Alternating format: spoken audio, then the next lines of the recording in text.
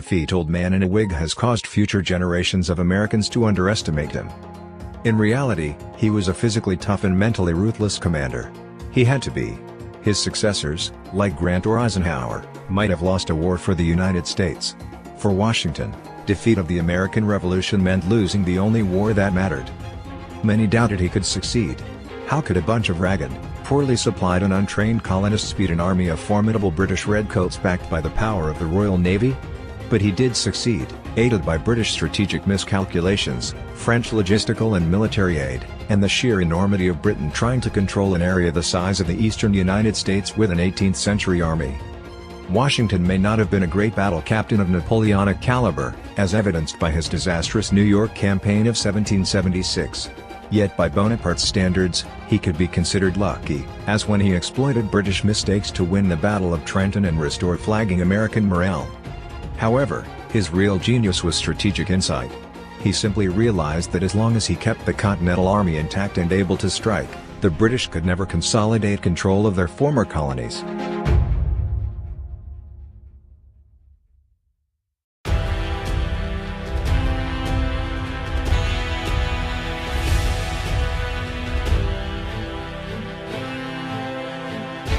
Since 1943, America has become accustomed to launching amphibious assaults of overwhelming strength.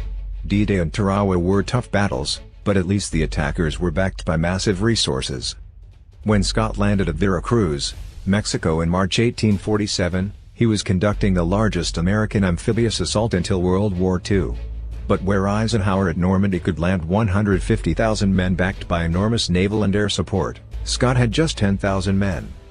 Yet he marched 200 miles from his beachhead to Mexico City, fought and won several battles against Mexican forces that were sometimes superior in numbers, and seized the Mexican capital. And he did so on a slender logistical thread while deep in enemy territory. Granted that Santa Anna's army of the Mexican-American War wasn't exactly Hitler's Wehrmacht. Or, that the U.S. force was a who's who of future Civil War stars, including Lee, Grant, and Jackson. Nonetheless, Scott made intrepid and skillful use of what he had to win what turned America into a continental power.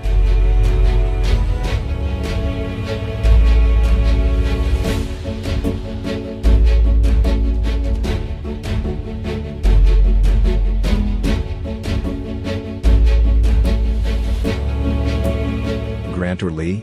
Lee or Grant? Trying to decide which general was better will trigger debate and tempers until America itself is but a memory. But ultimately, Grant gets the nod, because he had a keener sense of the military realities of the war between the states. Yet winning battles doesn't equate to winning conflicts, as Germany also learned in 2 world wars.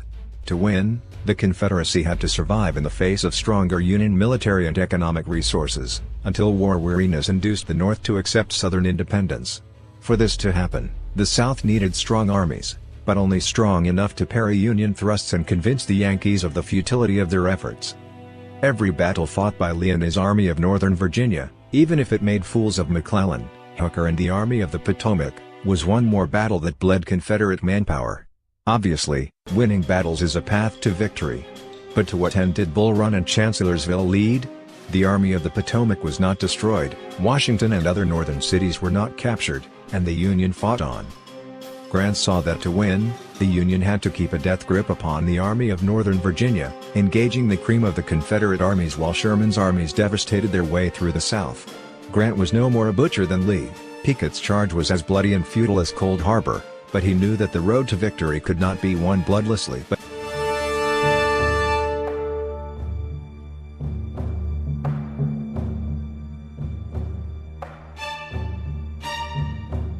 if any one man deserves credit for America's victory in World War II, it is Marshall.